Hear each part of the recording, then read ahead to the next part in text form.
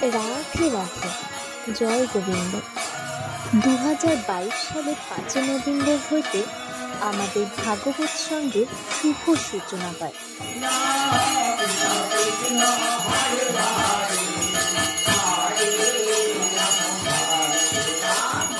এখানে প্রত্যেক সন্ধ্যা 7টা হইতে ধর্মীয় গান বাজনা ও ভাগবত পাঠ এবং পূজা আরতি অনুষ্ঠিত হয়। এছাড়া প্রত্যেক পূর্ণিমার মধ্যাহ্নে মহাপ্রভুর ভোগ হয়।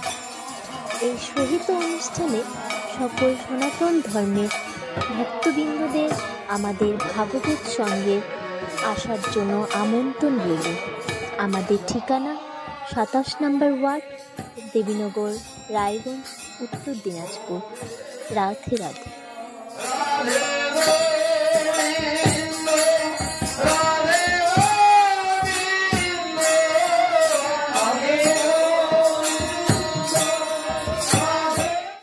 জননী निर्गुण से परमात्मा है ना बोले। परमात्मा निर्गुण, जार कोनो निराकार निराकार निर्गुण बोलेই তিনি যখন সর্বত্র ব্যাপিত হয়ে আছেন, সর্বত্র ব্যাপী যে পরমাত্মা তিনি নিরাকার নির্গুণই হবেন, তিনি সাকার হবেন কেউ। হ্যাঁ, তিনি ইয়া দেবী সর্বভূতেষু শক্তি রূপেণ সংস্থিতা। বলা হচ্ছে যে মহাদেবী মা দুর্গা যিনি শক্তি রূপে সর্বভূতে অবস্থান করছেন, কি হিসেবে? শক্তি রূপে। আবার বারংবার বলা হচ্ছে বিভিন্ন ভাবে ইয়া দেবী সর্বভূতেষু জ্ঞান রূপেণ সংস্থিতা, বিজ্ঞান রূপেণ সংস্থিতা। হ্যাঁ, সব এই যে সবকিছু যে বলা হচ্ছে, তো কে আছেন? একই পরমাত্মা সব সর্বভূতে তিনি অবস্থান করে আছেন। প্রতিটা অণু পরমাণু থেকে শুরু করে সমস্ত জায়গাতে তিনি অবস্থান করে বসে আছেন। তো তিনি যখন প্রতিটা জায়গায় অবস্থান করছেন তখন তিনি নির্গুণ, তিনি গুণবাচক নন, নির্গুণ অবস্থায় আছে। যেমন জল, জলের কোনো রং আছে? জলের কোনো রং নেই। জলের রং কেউ বলতে পারবে না। জলের কি রং কেউ বলতে পারবে?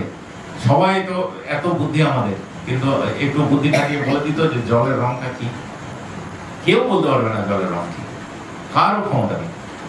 বায়ুর রং কি কেউ বলতে পারবে? বায়ুর রং কি? বায়ু তো আসছে, বায়ু আসছে না এমন তো কোনো কথা নয়। হ্যাঁ, বায়ু ছাড়া তো আমরা চলতেই পারবো না। হ্যাঁ, তো বায়ুর রং কি, জলের রং কি, এগুলো আমরা কেউ বলতে পারবো না। তো এইভাবে আমাদের মূল দরকার কি? আলো, বাতাস, জল, মাটি, এগুলোর তো আমাদের বিশেষ দরকার, যে এইগুলো না হলে আমরা চলতে পারবো না। তো নির্গুণ ভাবে পরমাত্মা অবস্থান করছেন আমার সারা পৃথিবীতে। দেহস্থ যদিও হন পুরুষ প্রধান, সুখ দুঃখে তবু লিপ্ত নহে তার প্রাণ। যদিও আবার তিনি বলছেন যে তিনি নির্গুণ হয়ে যেমন সব জায়গায় আছেন, আবার তিনি আমাদের অন্তরেও তিনি আছেন। তো অন্তরেও তিনি আছেন, দেহস্থ হয়ে আছেন, কিন্তু তিনি কোনো কিছুতে লিপ্ত নন, সুখ দুঃখে লিপ্ত নন। আমরা সুখ পাচ্ছি, ভগবান সুখ দুঃখে লিপ্ত নন। সুখ দুঃখের ওপরের অবস্থা ভগবান। সুখের এবং দুঃখের যে ঊর্ধ্ব অবস্থা, সেই ঊর্ধ্ব অবস্থা হচ্ছে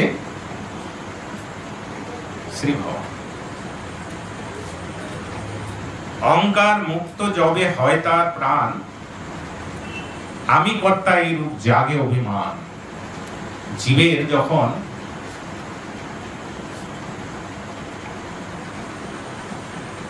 আমরা যখন অহংকার যুক্ত হয়ে পড়ি, তখন আমরা আমি কর্তা এই বোধটা আমাদের তৈরি হয়ে যায়, যে আমি কর্তা। এবার আমি যদি কর্তা হতাম, তাহলে আমি যা চাইতাম তাই হতো। আমি যা চাইতাম তাই হতো। কিন্তু আমরা যা চাই তা তো হয় না। আমরা কখনো দুঃখ চাই না, কিন্তু দুঃখ তো বারবার আমাদের কাছে চলে আসে। আমরা সুখ চাই, শান্তি চাই, কিন্তু সেগুলো সবসময় বিঘ্ন ঘটে সেগুলোতে। কেন? আমি কর্তা, এইরূপ অভিমানেই সেগুলো বিঘ্ন ঘটে। তো বলছে যে এই অভিমানের দ্বারাই আমাদের আমি কর্তা জ্ঞান হয় এবং তা থেকে সুখ দুঃখ রূপ সবকিছু প্রতীত হয়। প্রকৃতির সঙ্গ দোষে অবসতা লভে সংসার মাঝারে আসি জন্ম লন জবে। জন্মের আগে আমরা ভালোই থাকি, কারণ পরমাত্মার দর্শন হয়ে গেছে। জন্মের আগে মাতৃগর্ভে পরমাত্মার দর্শন হয়ে যায়। এই পরমাত্মার দর্শনের জন্য একটা বেশ অত দুঃখে থাকলেও, একটা ছোট্ট কুঠুরির মধ্যে দুঃখের মধ্যে থাকলেও একটা আনন্দ থাকে যে পরমাত্মার দর্শন হয়েছে। আত্মা যখন প্রবেশ করছে জীব দেহে, তো তখন জীব সেই পরমাত্মাকে উপলব্ধি করতে পারে। যখন উপলব্ধি করে তখন তার ভিতরে আনন্দ চলে আসে। পরমাত্মা হচ্ছে সবচেয়ে আনন্দময় সত্তা, মানে যার সঙ্গে মিলিত হলেই শুধু আনন্দই আনন্দ। আমরা যদি পরমাত্মা বিহীন হয়ে থাকি, ভগবত বিমুখ হয়ে থাকি, তাহলে আমাদের আনন্দ থাকবে না। আনন্দ থাকবে, সবসময় দুঃখই থাকবে। দুঃখ থাকবে বা ক্ষণিকের কিছু সুখ থাকবে, কিছু সুখ থাকবে ক্ষণিকের, বাদ বাকি ঝামেলা দুঃখ এগুলোই লেগে থাকবে। আনন্দের লেশ আমরা খুঁজে পাবো না। আমরা যেগুলোতে আনন্দ বলি সেগুলো অ্যাকচুয়ালি আনন্দ নয়, আনন্দের একটা আভাস মাত্র। হ্যাঁ, প্রকৃত আনন্দ যেগুলো মহাপুরুষরা যে আনন্দের কথা বলে গেছে, সেই আনন্দের লেশ মাত্র আমাদের মধ্যে নেই। এটা কেন হচ্ছে? প্রকৃতির সঙ্গ দোষে। প্রকৃতির সঙ্গের যে দোষ, সেই দোষে আমাদের এই ঘটনা ঘটে।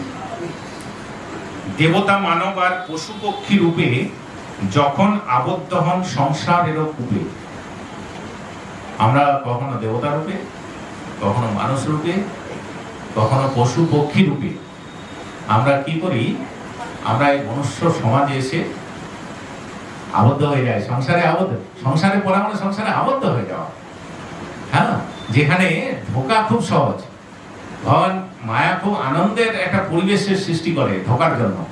হ্যাঁ, যে সংসারে ঢোকার জন্য খুব একটা আনন্দের পরিবেশের সৃষ্টি হয়, মনের মধ্যে একটা আনন্দ আসে, খুব আনন্দ। কিন্তু একবার ঢুকে গেলে তারপরে এত চাপ আসতে থাকে যে তখন দুঃখ, বিভিন্ন রকম দুঃখ ঝামেলা এসে হাজির হয়।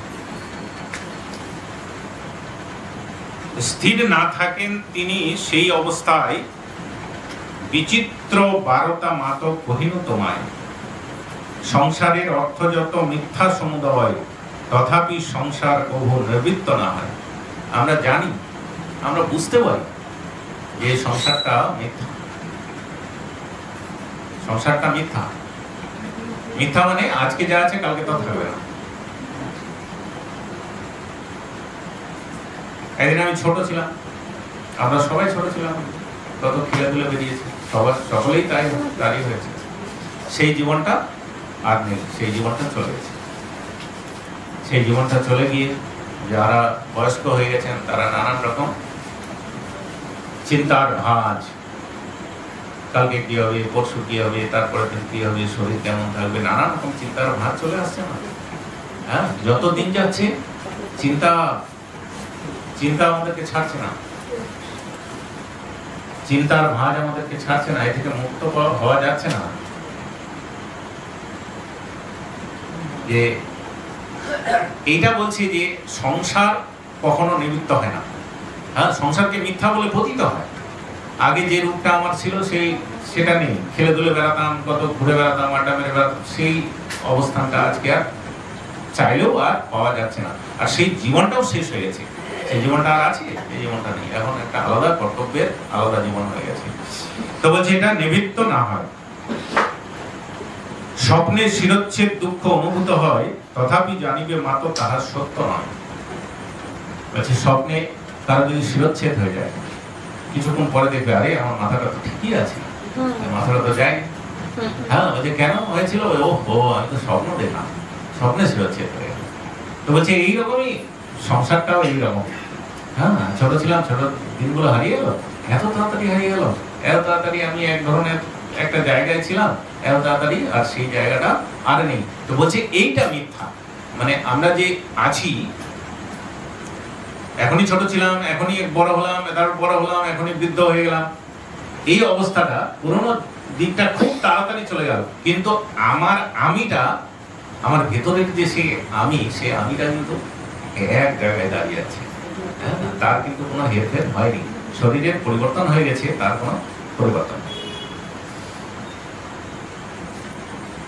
স্বপ্ন সম অবাস্তব, নাহি তাতে ভুল, বিষয়ের চিন্তা সদা অনর্থের মূল।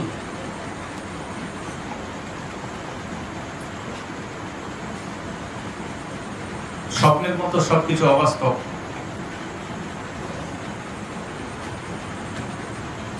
এবং এতে কোনো ভুল নেই। সবকিছু স্বপ্নের মতো অবাস্তব।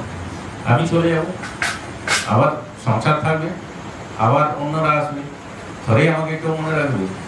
হ্যাঁ, যারা চলে গেছে তাদেরকে কেউ মনে রেখেছে? কে মনে রেখেছে কাকে? আমি যে কর্মই করি না কেন, কেউ কাউকে মনে রাখে না। কিছুদিন মনে রাখবে, তারপরে আবার সবাই, আমিও আবার আলাদা ফর্মে চলে যাবো, আমারও ফর্ম আলাদা হয়ে যাবে। বলবে থাক এবার তোরা তো এই সংসার খুব খাটলাম বাবা, হ্যাঁ তোদের সংসার এবার থাকলো, এবার আমি দিলাম রওনা। হ্যাঁ, যদি পূর্ণরূপে, যদি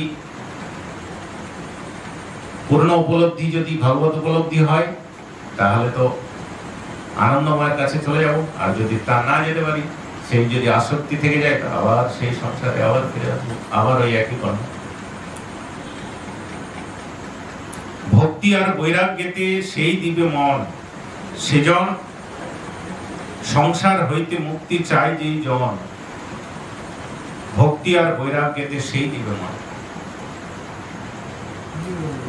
কিন্তু বলছে যে সংসার, বিষয় চিন্তা, আমাদের সবসময় বিষয় চিন্তা হচ্ছে। সংসারে আছে মানে কি বিষয়ের চিন্তা হচ্ছে। বিষয়ের চিন্তাটা খুব তাড়াতাড়ি চলে আসে, ভগবত চিন্তাটা আসে না। ভগবত চিন্তা আসে না, কেন? উন্নত মার্গের সৎসঙ্গ আমাদের নেই। হ্যাঁ, ফলে বিষয়ের চিন্তা, আমরা চোখে ইন্দ্রিয় দিয়ে যেটা দেখতে পাচ্ছি সেটা বিষয়। তো ফলে স্বাভাবিকভাবে আমাদের বিষয়ের চিন্তাগুলো চলে আসছে। আর এখানে বলছে বিষয়ের চিন্তা সদা অনর্থের মূল। আর এই বিষয়ের চিন্তা যত করে যাচ্ছি, সেটাই আমাদের পুনর্জন্মের কারণ, সেটাই আমাদের বিভিন্ন রকম অনর্থের কারণ। বিষয়ের চিন্তা হলে বিষয়ের প্রতি আসক্তি হয়ে যায়। সংসার হইতে মুক্তি চাই যেই জন, ভক্তি আর বৈরাগ্যেতে সেই দিবে মন। এই সংসার থেকে যারা মুক্তি চায়, সংসার করতে করতে, আঘাত খেতে খেতে, আঘাত খেতে খেতে যারা যখন আস্তে আস্তে বুঝতে পারে যে আর সংসারটা ভালো আছে, এই সংসারের যেটুকু আনন্দ, সব আনন্দ ঘুরে দেখেছি, হ্যাঁ, কোনোটাতে কোনো আর আনন্দ নেই, তখন মানুষ কি হয়? তখন এখানে বলছে ভক্তি আর বৈরাগ্যেতে সেই দিবে মন। তখন আপসে মনটা আলাদা একটা জগতে মানসিক ভাবেই তখন যেতে থাকবে। মহাপুরুষরা বলে যে ভগবান সবকিছুরই ভাষা বোঝে। বলছে তুমি যদি হিন্দিতে বলো তো হিন্দি বোঝে, বাংলায় বলো তো বাংলা বোঝে, মালায়ালাম বলো তো মালায়ালাম বোঝে, যদি গুজরাটি বলো তো গুজরাটিতেই বোঝে, আবার যদি তুমি ওই অস্ট্রেলিয়ার ইংরেজি বলো তাও বোঝে, হ্যাঁ, আবার কিউবার যদি বলো তো তাও বোঝে। তো এবার তোমার মনের মধ্যে যা ওঠে তাও বোঝে, তোমার মনের মধ্যে যা ওঠে ভগবান তাও বোঝে। তো ফলে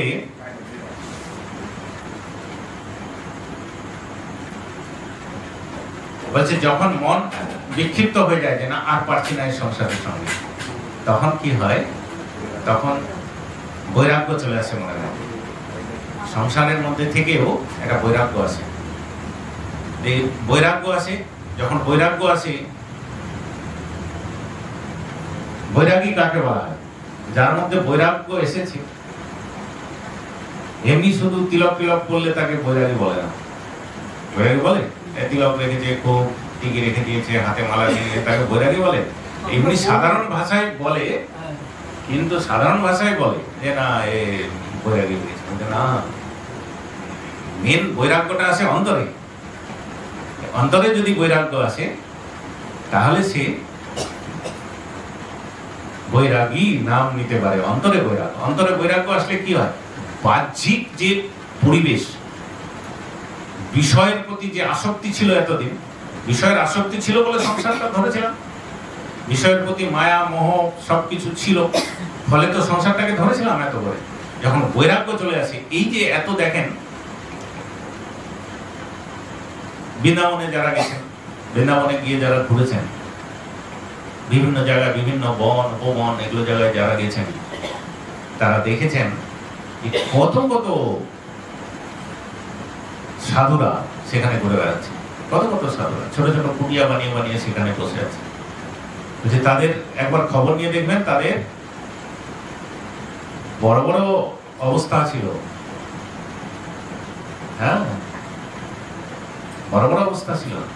তারা কেউ কেন্দ্র সরকারের কর্মী ছিলেন, কেউ বড় রাজ্য সরকারের কর্মী ছিলেন, কেউ বড় বড় ইঞ্জিনিয়ার ছিলেন, কেউ বড় বড় সমস্ত বড় বড় পদে নিযুক্ত ছিলেন।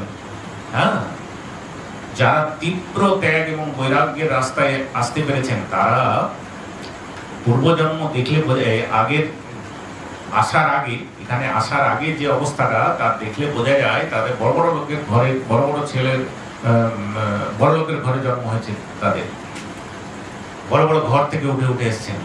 হ্যাঁ, ছেলে মেয়ে এরা সব বড় বড় জায়গায়, কেউ প্রফেসর, কেউ ডাক্তার, এরকম এরকম লোক সব বৃন্দাবনে দেখা যায়। হ্যাঁ, যে তারা এরকম অলিতে গলিতে তারা বিভিন্ন এমন ভাবে বসে আছেন, চিন্তাও করা যাবে না। মানে কেন বৈরাগ্য চলে এসছে মনের মধ্যে। বৈরাগ্য যখন আসে তখন আর নিজের শরীরের প্রতি আর বেশভূষার প্রতি তখন আর কোনো দৃষ্টি থাকে না। দৃষ্টি থাকলে বৈরাগ্য আসবেই না। ভালো খাবারের প্রতি দৃষ্টি থাকলে বৈরাগ্য আসবে না। আহারের সবকিছু চলে যায়, ভালো আহার, ভালো পোশাক সবকিছুর প্রতি চলে যায়। তখন বোঝা যাবে যে না, এর মধ্যে বৈরাগ্য চলে এসছে। আর এই বৈরাগ্য এসছে বলে ভগবান কখন স্বীকার করেন? বৈরাগ্য না এলে ভগবান স্বীকার করেন। ভগবান একমাত্র বৈরাগীকেই স্বীকার করেন। তো বৈরাগ্য যার মধ্যে এসছে তাকে ভগবান স্বীকার করেন, নিজের লোক বলে স্বীকার করেন যে এ আমার আপনার জন। হ্যাঁ, ভোগী লোককে স্বীকার করে না। তো এই জন্য বলছে তারা ভক্তি আর বৈরাগ্যতে তারা মন দিয়ে দেয়, তাদের মন আপসে চলে যায়। সেজন একাগ্রচিত্ত হয়ে শ্রদ্ধাবান মোর প্রতি নিয়োজিত করে তার প্রাণ।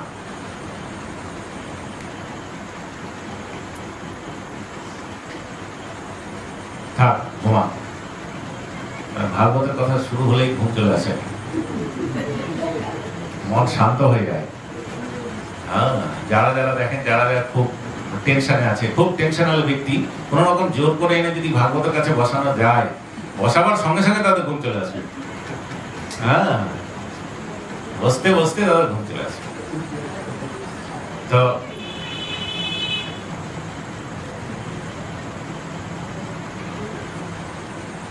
মোর প্রতি নিয়োজিত করে তার প্রাণ, আমার প্রতি তাদের প্রাণ নিয়োজিত করে একাগ্রচিত্ত এবং শ্রদ্ধাবান হয়ে তারা আমার ভজনা করে। এবার আমার আদেশ সেই করে শ্রবণ, সর্বভূতের সেই জন সমদর্শী হন। আমার যে আদেশ, আমার ভগবানের আদেশ কি? শাস্ত্র ভগবানের আদেশ। শাস্ত্রের মধ্যে যা দেওয়া আছে সেটাই ভগবানের আদেশ। তো সেই আদেশ তারা পালন করে, আমার আদেশ তারা পালন করে। হ্যাঁ, এবং শ্রদ্ধাবান হয় এবং আমার আদেশ পালন করে তারা কি করে? আমার প্রতি প্রাণটাকে নিয়োজিত করে দেয়। সর্বভূতের সেই জন সমদর্শী, আমার আদেশ সেই করে শ্রবণ, সর্বভূতের সেই জন সমদর্শী হন। সর্বভূতে থাকতে দেন, ওনাকে থাকতে দেন, যার ঘুম এসছে তাকে থাকতে দেন, কোনো ডিস্টার্ব না। তো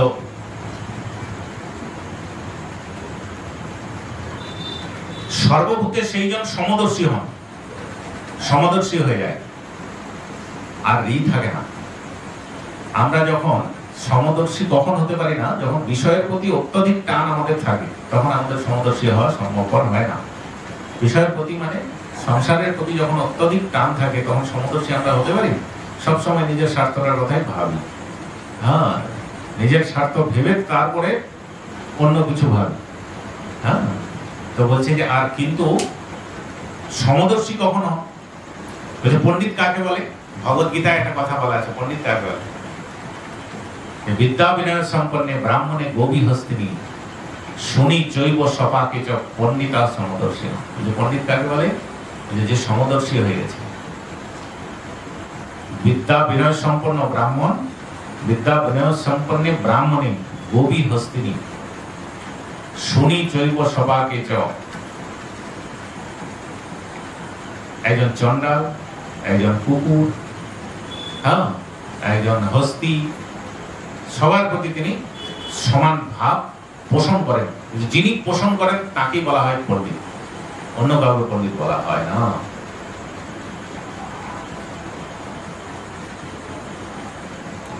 তো যাহা পায় তাই লয়ে তুষ্ট প্রাণ তার, পরিমিত ভোজি সেই স্বভাব উদার। এখানে স্বয়ং কপিল ভগবান বলছে এই কথা তার মাকে, দেবহূতিকে। হ্যাঁ, কপিলদেব দেবহূতি সংবাদ চলছে। ভগবান যখন বলেন তো ভগবান কোনো স্বার্থ নিয়ে বলেন? একদম এমন কথা বলেন যে যাতে কার গায়ে লাগলো, কার ভালো লাগলো, কার মন্দ লাগলো, তাতে শাস্ত্রের কোনো যায় আসে না। ভগবানের কি যায় আছে? ভগবান প্রত্যেকের জন্য, প্রত্যেকের মঙ্গলের জন্য শাস্ত্র নির্মাণ করেছেন এবং প্রত্যেকের কিসে মঙ্গল হবে সেইগুলো শাস্ত্রে উল্লেখ করেছেন। ভাগবতের তৃতীয় স্কন্ধ কপিল দেবহূতি সংবাদ, এই কপিল দেবহূতি সংবাদ যাদের ভালো লাগবে, যাদের বিয়ে হয়ে যাবে, তারা মুক্ত হয়ে যাবে। কপিল দেবহূতি সংবাদ এত ভালো। যাহা পায় তাই লয়ে তুষ্ট প্রাণ তার, যেটা পায় সেটাতেই তার প্রাণ তুষ্ট, অর্থাৎ অল্পেতেই তিনি তুষ্ট, তার বেশি কিছুর দরকার হয় না, অতি বেশি কিছুর দরকার তার হয় না। পরিমিত ভোজি সেই স্বভাব উদার, তাদের আহারও পরিমিত ভোজি, তারা পরিমিত ভোজি। যদি আপনারা দেখেন রাধাকুণ্ডে যে সমস্ত ভক্তরা থাকেন, আগে যারা পূর্বের ভক্তদের ইতিহাসগুলো যেগুলো, এখন তো প্রচুর ভক্ত হয়ে গেছে, এখন তেমন ইতিহাস তো আর পাওয়া যায় না। তো পূর্বের ভক্তদের ইতিহাসগুলো যেগুলো পাওয়া যায়, ওরা তো মাধুকরী করে যা পেত তাই খেত। মাধুকরী রুটি এনে, একদিন রুটি এনে রেখে দিত, সেই রুটি 3 দিন 4 দিন 5 দিন ধরে খেত, এবং সন্ধ্যা হয়ে গেলে আর কিছু খেত না, সন্ধ্যার পরে আর কিছু খেত না। হ্যাঁ, সারা রাত ভজনে থাকতো। আর খেতেও তো পরিমিত ভোজি হয়, বেশি খেত না। বেশি আহার, অতি আহার ভজনের সাধারণ স্বাস্থ্যের পক্ষে অতি আহার খারাপ, তাই না? যারা বাইরে রাস্তার ফাস্ট ফুড খুব খায়, বাড়িতেও খাচ্ছে, বাইরে গিয়ে রাস্তার ফাস্ট ফুড গুলো খুব খাচ্ছে, তাদের শরীর কিছুতেই ভালো থাকবে না। নানান রকম লিভারের গন্ডগোল তো ফার্স্ট, ফ্যাটি লিভার হয়ে যাবে। হ্যাঁ, লিভার ফ্যাটি লিভার হয়ে লিভার সিরোসিস, বিভিন্ন ধরনের লিভারের সমস্যা, কিডনির সমস্যা, এত বেশি হার্টের সমস্যা এত বেশি আসছে কেন? অতি আহার। এই জন্য ভগবান আগেই বলেছে পরিমিত ভোজি হতে হবে। পরিমিত ভোজি যদি হও, তাহলে তুমি ভজনে মন দেবে, আমাকে মন দিতে পারবে, নচেত মন দিতে পারবে না। আর অন্যান্য আহার তো দূরের কথা, বৈষ্ণব ধর্ম এমন একটা ধর্ম, মহাপ্রভু প্রদর্শিত যে বৈষ্ণব ধর্ম, তাতে একটা মানুষ কিভাবে চলবে, ফিরবে, কি আহার করবে, কোন জায়গায় আহারের কথা তেমন একটা প্রাবধান নেই আহারের। অন্যান্য কোন ধর্মগুলোতে দেখেছেন, যেগুলো সাধারণ ধর্ম, যেগুলো এই অন্যান্য যেগুলো ধর্ম আছে ভারতবর্ষের, হিন্দু ধর্ম ছাড়াও যে অন্য ধর্ম আছে, একমাত্র খ্রিস্টান ধর্ম, বৌদ্ধ ধর্ম, শিখ ধর্ম এগুলোতে আছে, কিন্তু খ্রিস্টান ধর্ম বা অন্য ধর্মে কিন্তু খাওয়ারের কোনো ব্যবধান, যা পারো তা খাও। একমাত্র বৈষ্ণব ধর্ম খাওয়ারের মধ্যেও সবকিছু ব্যাপার করেছে। কেন বলছে? না হলে তোমার মন বসবে না, ভজনে মন বসবে না। হ্যাঁ, অতিরিক্ত খেলে অতিরিক্ত ঘুমাতে হবে, বেশি খেলে ঘুমাতে হবে বেশি, পেট যেই ভরে গেল ঘুম আসবে না। এবং তখন যারা অধিক খায় তাদের জন্য 8 ঘন্টা 10 ঘন্টা ঘুমের নিয়ম, যারা অল্প খায় তাদের জন্য 4 থেকে 5 ঘন্টা ঘুমের নিয়ম। হ্যাঁ, যারা পরিমিত ভোজী তারা 4 ঘন্টা ঘুমালেই তাদের হয়ে যায়। আর অপরিমিত ভোজী যারা, তাদেরকে 8 থেকে 10 ঘন্টা ঘুমাতেই হবে, 8 ঘন্টা মিনিমাম ঘুমাতে হবে, না হলে তাদের খাদ্য হজম হবে না। তো বলছে এই জন্য পরিমিত ভোজের কথা বলছেন কপিলদেব। বলছেন যে মাকে, যে মা শোনো, এই কথাগুলো তুমি শোনো, এই কথাগুলো শুনলে তুমি এই সংসার থেকে পরিত্রাণ পেয়ে চলবে। হ্যাঁ, এগুলো কত দিব্য কথা। শান্ত কৃপাবান সেই মিত্র সবাকার, অভিমান কিছু মাত্র নাহি রবে তার। শান্ত হয়েছে, হ্যাঁ, সে শান্ত, শান্ত প্রকৃতির।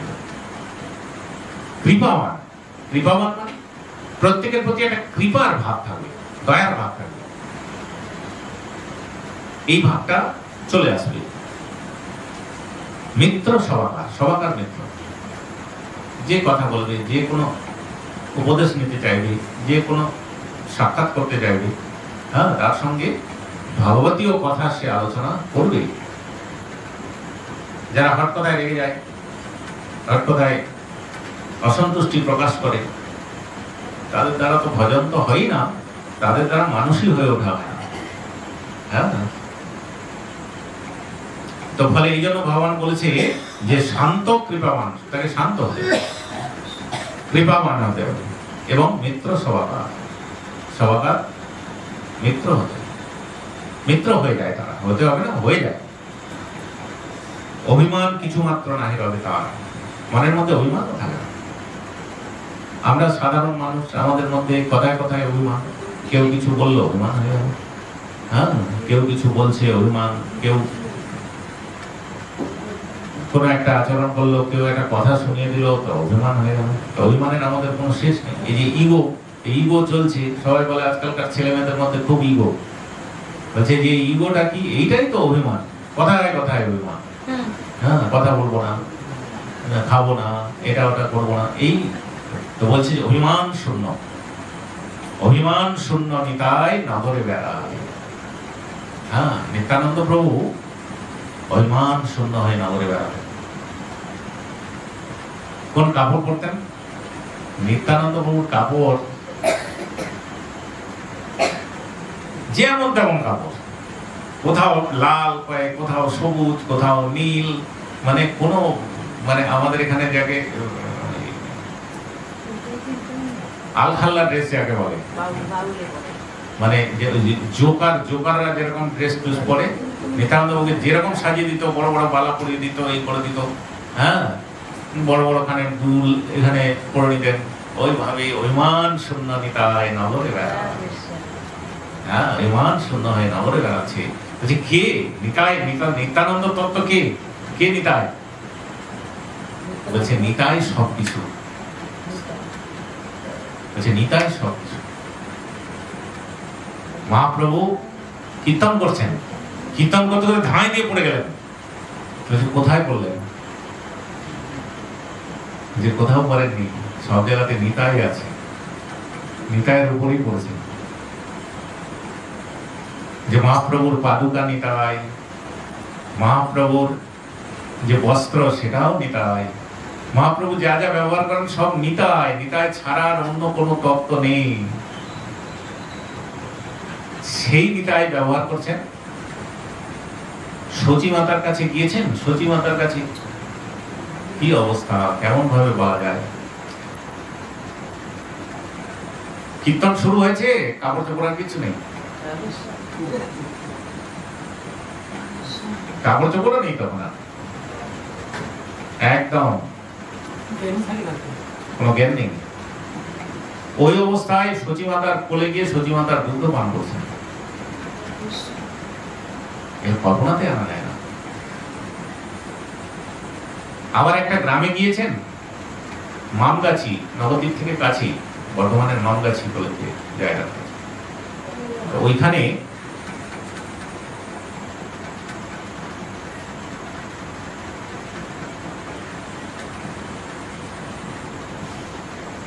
নিত্যানন্দ প্রভুর শিষ্য বৃন্দাবন দাস। বৃন্দাবন দাস তখন ওখানে থাকেন, কারণ বৃন্দাবন দাসের মা যে ছিল তার নাম ছিল নারায়ণী, নারায়ণী দেবী।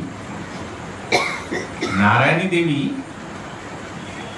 শিবাসঙ্গনে মহাপ্রভু যখন নৃত্য করতেন, শিবাসঙ্গনে মহাপ্রভু যখন করতেন, তো সেই মহাপ্রভুর প্রসাদ বৃন্দাবন দাস খেয়েছিলেন। প্রসাদাংশ তিনি বলতেন যে নারায়ণীকে দিতে, নারায়ণী সেই প্রসাদ পেত। সেই প্রসাদ বৃন্দাবন দাস ছিল তখন গর্ভে, তখন তারও হয়ে যেত। সেই ছিল বৃন্দাবন দাস। স্বয়ং ব্যাসদেব বৃন্দাবন দাস রূপে এসেছিলেন। তো মামগাছিতে যখন ছিলেন, একদিন মামগাছিতে কি হলো, নিত্যানন্দ প্রভু সেই ঢেলে তুলে